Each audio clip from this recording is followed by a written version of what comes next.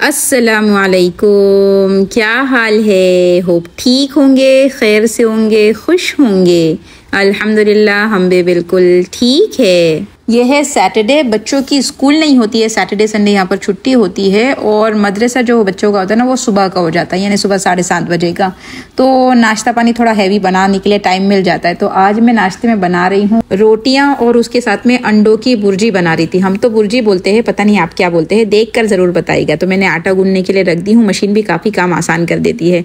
और साथ में बुर्जी के लिए टमाटर प्याज काटना शुरू करती हूँ। तो नाश्ता पानी बनता है, आए हम थोड़ी सी बातचीत कर लेते हैं। माशाल्लाह से हज का महीना शुरू होने वाला है, हर कंट्री से हाजी जाना शुरू हो गए हैं। हज का जब महीना आता है ना, तो जो वहां जाकर आ चुका होता है उसकी तड़प बहुत ज्यादा बढ़ जाती है कि अल्लाह फिर से उस जगह पर बुला ले। और जो लोग नहीं जा पाए हैं, अल्लाह उन सबको ले जाए। उनकी तड़प भी देखने के लायक होती है कि दिल बहुत ज्यादा तड़प रहा होता है कि अल्लाह उस जगह पर बुला ले और हज करने की सादत नसीब फरमाए। जितने हाजी इस साल गए हैं, अल्लाह सबके हज को आसान फरमाए, कबूल फरमाए। और जो जाने का इरादा रखते हैं, अल्लाह उनके लिए भी आसानी फरमा दे और अपने घर का दीदार नसीब फरमा दे। हर मुसलमान का दिल तो तड़प ही रहा है हज में जाने के लिए। चले तो हम हज में तो नहीं जा सके, लेकिन हज जो सिखा रहा है उस पर अमल करने की कोशिश कर लेते हैं। देखिए, हमारे नबी सल्लल्लाहु अलैहि वसल्लम ने अपनी जिंदगी में सिर्फ एक ही बार हज किया है, ठीक है। हज से पहले जो चीजें सिखाई है ना, वो हमारी जिंदगी में आना भी जरूरी है। हम लोग ये चाहते हैं कि डायरेक्ट हज ही हो जाए, बस हमारा हज हो जाए, लेकिन हज हमको क्या सिखा रहा है पहले उस पर भी हमको अमल करने की जरूरत है ना। जब नबी सल्लल्लाहु अलैहि वसल्लम ने कलमा तौहीद की दावत शुरू की है ना, ला इलाहा इल्लल्लाह की दावत देना शुरू की, तो कितने लोग माने थे, कितने लोगों ने ईमान लेकर आए? बहुत चंद, बहुत थोड़े। तो समझ में ही आया कि थोड़े लोग ने ईमान लाए, पर नबी ने जो की ना, मेहनत की है। कितने साल मेहनत की है? 23 साल की मेहनत है नबी की, तब जाकर हज आज नसीब हुआ है कि सामने, यानी जब हमारे नबी ने हज का खुतबा दिया है तो सामने 1 लाख का लश्कर खड़ा है सहाबा का, समझ, 1 लाख की तादाद में लोग खड़े हुए हैं। लेकिन जब हम स्टार्टिंग पॉइंट को देखते हैं तो बहुत थोड़े से लोग थे। लेकिन हमारे नबी सल्लल्लाहु अलैहि वसल्लम मेहनत से कभी पीछे नहीं हटे। हालांकि हमारे नबी सल्लल्लाहु अलैहि वसल्लम को कितना सताया गया, कितनी तकलीफें पहुंचाई गई, कितना यानी बुरा भला कहा गया, लोगों ने कैसी कैसी प्लानिंग की है ना, उनकी कत्ल की प्लानिंग कर ली, इतना सता दिया कि नबी मक्का छोड़ के मदीना जाने पर मजबूर हो गए। तो आप सोच सकते हैं कि कितना टॉर्चर किया गया है, लेकिन नबी ने अपनी मेहनत नहीं छोड़ी। तो उम्मत को भी हर मामले में यही सिखाया गया कि देखो, मेहनत तुम्हारे हाथ में, मेहनत करो, खूब मेहनत करो। जब मेहनत की जाती है तो उसका रिजल्ट भी कुछ ना कुछ निकलते आता है। देखिए, रोटी किसी की एक बार में फूलना शुरू नहीं हो जाती है, बहुत बार ट्राई मारने के बाद रोटियां फूलना शुरू होती है। वरना जिन्होंने रोटी बनाना सीखी स्टार्टिंग में, वो बना बना के थक गए होते हैं और रोटियां फूलती नहीं है। तो समझ में आया, तो मेहनत तो जरूरी है ना, किसी भी काम के लिए मेहनत होगी तो आगे का कोई चीज आसान हो सकती है। हमारी अभी मुसलमान मेंटेलिटी कैसी हो गई है, जो होगा देखा जाएगा, अल्लाह के भरोसे छोड़ देते हैं। अब ये दीन ही और अल्लाह ही सिखा रहा है कि मेहनत करो, फिर अल्लाह के भरोसे पर छोड़ो। ग़ज़वे खंदक के मौके पर देखिए कि मुसलमान और नबी सल्लल्लाहु अलैहि वसल्लम सारे मिलके खंदके खोद रहे हैं। भूख प्यास से हालत खराब हो रही है, खाने के लिए कोई सामान नहीं है, पेट पर पत्थर बांधे गए हैं, लेकिन मेहनत पूरी कर रहे हैं, है ना। बड़े बड़े खड्डे खोदने थे ताकि मुसलमान को, जो काफिर लोग लड़ाई के लिए आ रहे थे, वो उनसे बच जाए। तो आप देखिए कि अपनी तरफ से पूरी मेहनत की गई है, ऐसा नहीं कि अल्लाह पे डायरेक्ट छोड़ दिया गया।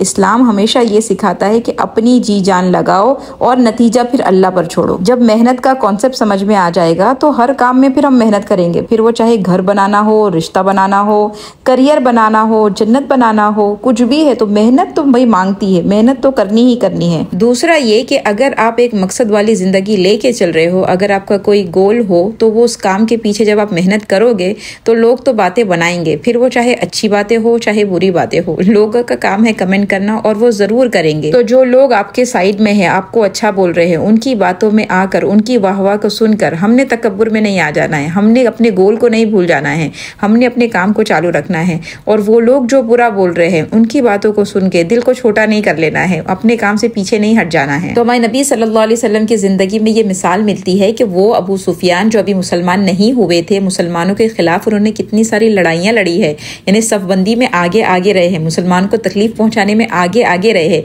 लेकिन फतेह मक्का के मौके पर मुसलमान होकर मुसलमानों की मदद करने करने के लिए तैयार हो गए हैं।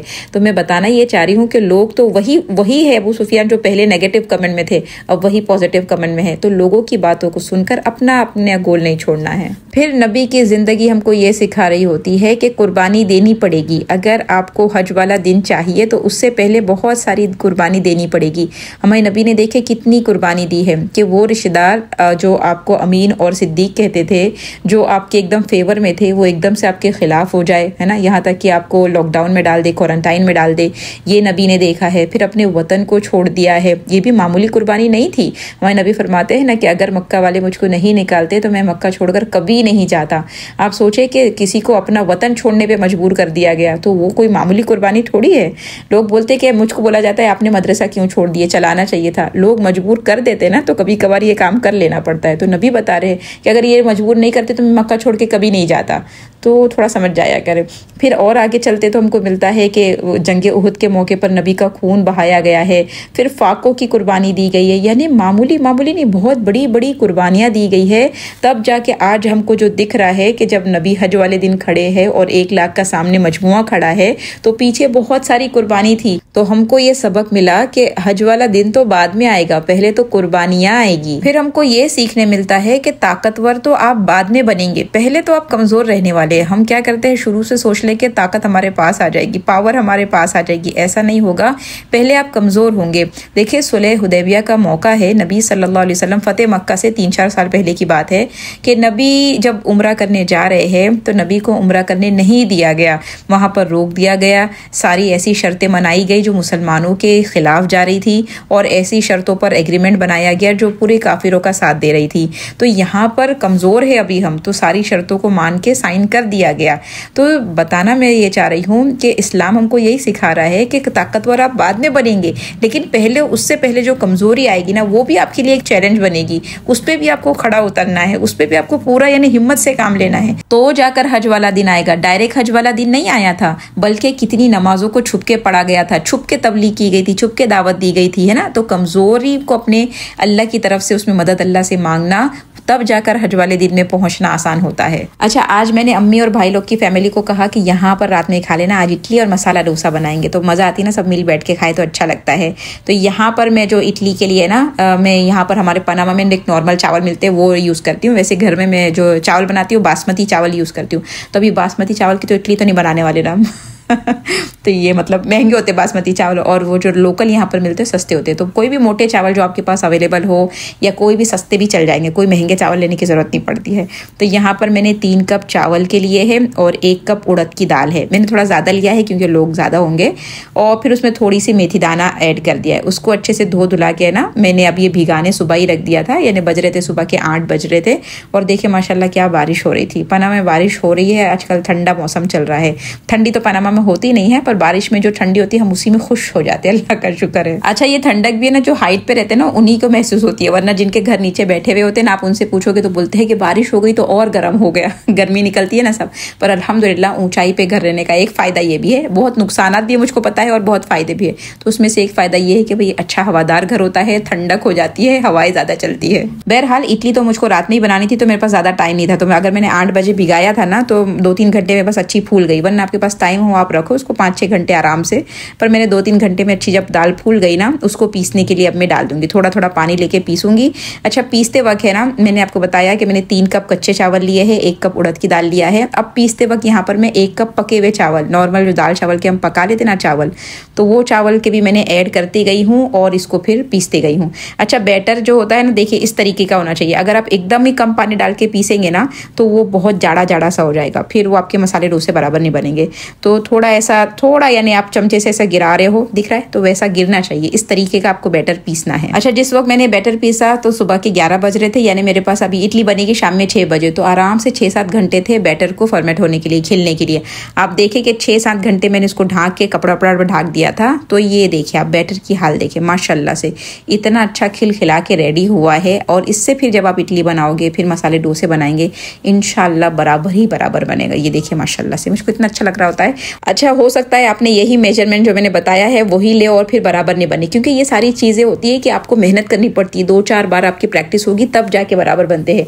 आप बोलोगे एक बार में जो मैंने बताया है वैसे ही बन जाए, तो आपको पता है भाई, जैसे रोटी भी मैंने बता दिया कि पहली बार में फूलने नहीं लगती, वैसे ये बैटर भी पहली बार में बराबर नहीं बनेगा, 2-4 बार ट्राई मारना पड़ेगा। आप 1 कप का नहीं भिगाए, छोटी छोटी कटोरियाँ से माप लेके भिगाने लगे, इंशाल्लाह फिर बनने लग जाएगा। फिर बस वो बैटर में आपने अपने हिसाब किताब से नमक डालना है। अब मैंने बनाना शुरू कर दिया है, एक तरफ इडली का सांचा रख दिया। अच्छा, सांबर मसाला भी खत्म हो गया था, मैंने सांबर मसाला भी स्क्रैच से बनाया है और इतनी खुशी हुई कि इतना अच्छा बना। मैंने रेसिपी रिकॉर्ड नहीं की, मैं बोली बराबर नहीं बनेगा, पर माशाल्लाह माशाल्लाह फिर कभी बनाएंगे ना तो ज़रूर शेयर कर देंगे।